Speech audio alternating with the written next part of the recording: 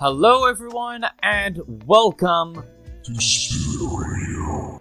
And I'm joined by, well, I guess a demon, a good one. Not really. Say hello to Sinister Plague. Go fuck yourself. No thank you. In today's episode, we're going to be talking about a video game character that was intriguing for a hero that has no limbs. That's right. We're going to the Glade Dreams and tackling Rayman, one of Ubisoft's biggest platforming franchises, aside from the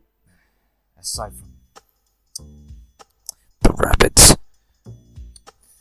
The creatures that almost ruined the limbless hero's career during the fourth installment of Rayman. Anyway, before I lose my mind with this. For this podcast review, Sinister and I are going to be reviewing the main Rayman games within 5 minutes, or even more, I think. Can I do it? I don't think so. We can go over that. It doesn't bother me. I highly doubt it, especially from the likes of you. This is going to be over 5 minutes. Anyway, let's not waste any more time and get on with the review. Rayman 1. We're going back to 1995 of September 1st, and starting off with Rayman for the PlayStation. Rayman, just like every other platformers of Mario and Sonic, for example, started off in a 2D era, which should be obvious. And the game looks absolutely beautiful, especially 2D for using over 8 million colors. I'm not kidding, by the way. It does look nice in the PlayStation, but it's too colorful for my tastes. I figured you would say that, Sinister. Anyway, the story basically begins with a magician called the Magician.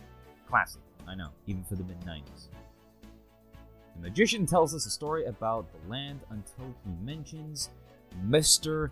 Dark, a shape-shifting sorcerer that kidnapped the helpless Electoons to disrupt the balance of the Glade of Dreams. And as big-nosed lasagna-haired Rayman, he must stop Mr. Dark before anything happens at all costs. If you've played Crash Bandicoot 1 before Rayman, you're in for a ride. Not really, it's kind of a pain. The gameplay can be hard to a certain extent of the game, and it is nerve-wracking. It's basically a rage game like some other franchises' first installment. Also, the creator of Rayman was hired during development. Just thought I'd throw that out there. Don't do drugs, or you'll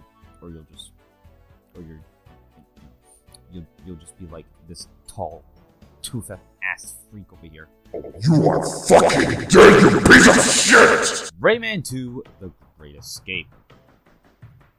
In this game, Rayman made a big jump to 2D to 3D. And this is only the second game.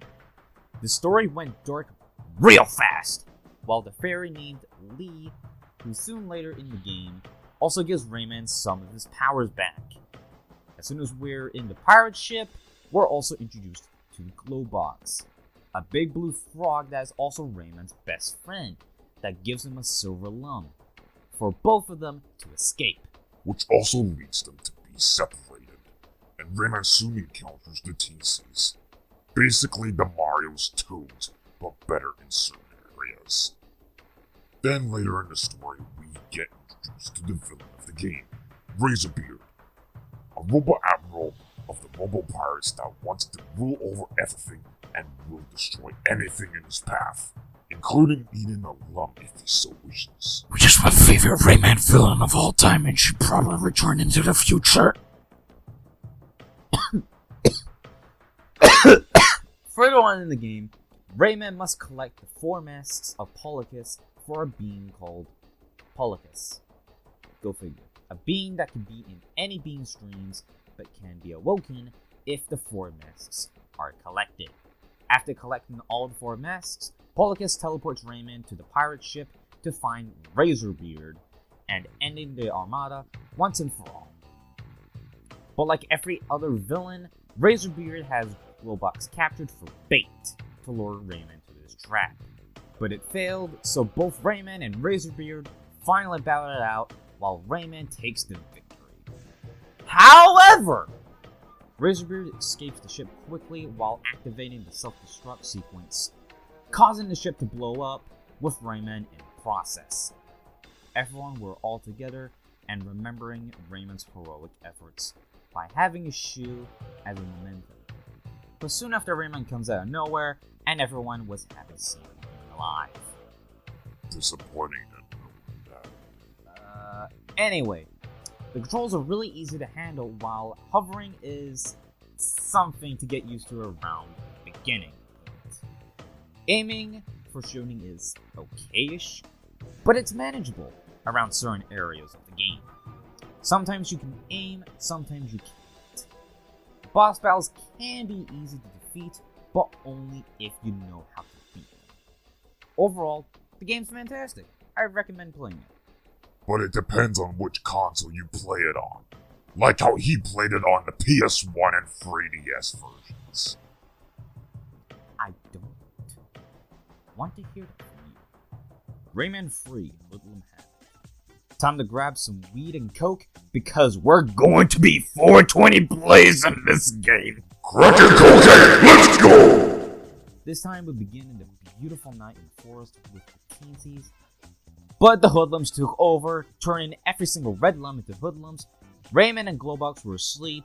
Murphy had to wake their asses up. And, well, Glowbox ran off of Rayman's hands, go figure. And Murphy had to carry him to safety. Yeah, that's basically it. That's it for the beginning of the part of the game. But soon after Rayman finds Glowbox as well as Murphy, Rayman gets his hands back, so he can actually defeat the Hoodlums. But of course, it won't be easy. Since the Hoodlums are pretty terrifying, says it all. They're actually pretty easy to beat, depending on which type of Hoodlum it is. But we're also introduced to power-ups into this game, such as the Heavy Metal Fist, the Lockjaw, the Vortex, the Shock Rocket, and the Throttlecopter. Yeah. Don't ask me. It's Ubisoft. This game is basically crack and cocaine! Later on in the game, we are introduced to this feared enemy called Reflux. Basically the best Canarian warrior out there, but is also defeated by Rayman and wants to get revenge. That's where Andre, the leader of the Hoodlums, comes in to help. Big tall guy, huh? Bet I can beat it. I can't! Cause I'm with this freak! I guess. Especially later on in the game, where we're introduced to how to get the Hoodlums back into Redlums. Just simply stick your tongue out. I'm not even kidding. It scares me. Go figure. At the end of the game, we are faced with Reflux once again, but yeah. He kind of looks like Freddy Krueger, but with pizza on his back. This game is basically cocaine and everything else. What kind of shit are we on now? Marijuana? Oh shit, give me some of that. After he is defeated and turned into ice, which kills him, Andre was revealed, and then we turn him back into a Bedlam. After that, Rayman and Glowbox fell from the sky. Kinda makes sense since both of them were in the sky. They finally get some rest, and everything was peaceful once again. Until Rayman fucks up. Don't worry about it. Just like Rayman 2, the controls are pretty simple, even though the jumping's just a little bit wonky, as well as the hovering, but in the end, it controls just fine, even when using the power-ups. Even though the finicky thing about the power-ups is mostly, well, I'd say the finicky one has to be the Vortex. The Vortex looks like it's hitting the Hoodlums, but at the same time, it's not. Like, it's useful, but it doesn't look like it's hitting anything. But with other power-ups, my favorite has to be the Lockjaw power-up and the Heavy Metal Fist. I say Lockjaw first because it lasts the longest. You can grab onto things in the air, as well as electrifying the Hoodlums. By far my favorite power-up in the game. So, yeah. And that concludes this episode of Spirit Radio. Hope you guys enjoyed. We shall see you next time. Later!